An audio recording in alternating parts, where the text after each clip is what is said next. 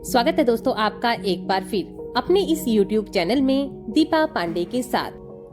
साथियों, जैसा कि हम जानते हैं कि सर्दियों का मौसम आ चुका है और इस दौरान गर्माहट के लिए हम सभी अपने घरों में या गाड़ियों में हीटर या ब्लोवर का यूज करते हैं, जो कुछ हद तक जरूरी भी है।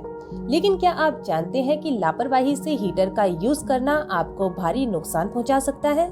तो चलिए आज की जानकारी में हम बात करेंगे हीटर या ब्लोवर को लापरवाही से यूज करने के नुकसान क्या हैं और इस दौरान हमें किन बातों का ध्यान रखना चाहिए, यानी कौन कौन सी सावधानी हमें बरतनी चाहिए।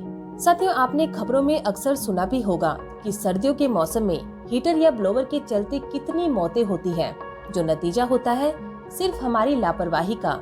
क्योंकि हम जानते हैं ज्यादा सर्दी में हीटर की जरूरत तो पड़ती है, लेकिन गलत ढंग से इसका इस्तेमाल करना नुकसानदायक होता है। जैसे कुछ लोग नहाने के तुरंत बाद ही हीटर के सामने बैठ जाते हैं, या कुछ लोग रात भर हीटर चलाते हैं और सो जाते हैं। यहाँ तक कि कार में भी लोग लगातार हीटर चलाकर ड्राइव करते हैं, परंतु वो भूल जाते हैं कि गाड़ियों में लगातार ब्लोवर चलाने से भारी मात्रा में कार्बन मोनोऑक्साइड बनती है, जिससे सांस लेने में दिक्कत तो होती ही है, परंतु साथ में चक्कर आने का खतरा, डिहाइड्रेशन का डर, आंखों में जलन और नींद आने का खतरा भी बना रहता है, जो अक्सर ही रोड एक्सीडेंट का कारण भी बनता है। और साथियों, एक्सपर्ट की माने तो गाड़ियों में स्पेस इतना कम होता है कि वहाँ बहुत ज्यादा ब्लोअर का यूज करने की जरूरत नहीं होती है।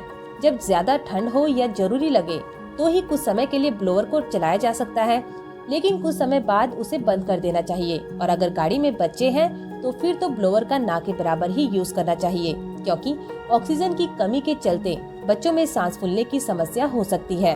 तो हमेशा जब बेहद जरूरी लगे तभी गाड़ी में ब्लोअर चलाएं। ब्लोअर चलाते समय गाड़ी की खिड़की खुली रखें, टेम्परेचर को ज्यादा ना बढ़ाएं और सबसे इम्पोर्टेंट बात, लगातार ब्लोअर ना चलाएं। तो साथियों, अब आप समझ ही गए होंगे कि गाड़ी में ब्लोअर का हमें किस तरह से यूज करना चाहिए, उसके नुकसान क्या है और क्या क्या हमें सावधानी बरतनी चाहिए। तो चलिए अब बात करते हैं घरों में चलाए जाने वाले रूम हीटर की।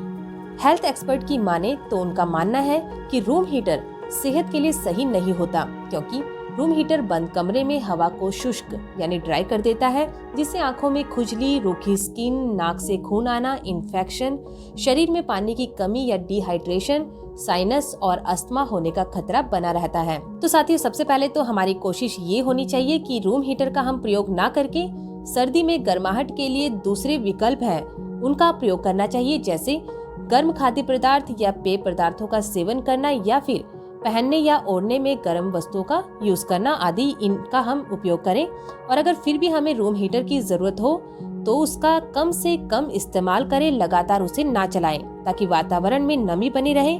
साथ ही साथ हम ये भी कर सकते हैं कि एक पानी से भरा बर्तन अपने कमरे में, जिस कमरे में रूम हीटर का हम यूज कर रहे हैं, उसमें पानी से भरा एक बर्तन जरूर रखें। इसके अलावा हम खुद भी ज्यादा से ज्यादा पानी पिएं, ताकि डिहाइड्रेशन हमारे शरीर में ना हो, शरीर में पानी की कमी ना हो।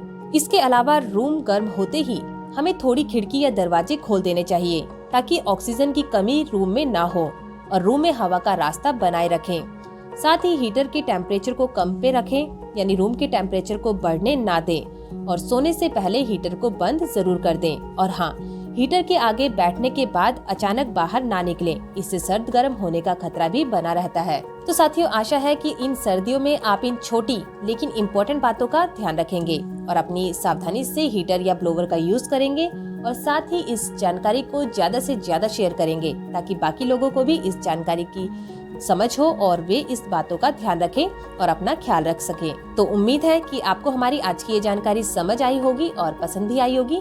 तो फिर मिलेंगे किसी नए टॉपिक के साथ, किसी नई जानकारी के साथ। तब तक के लिए नमस्कार।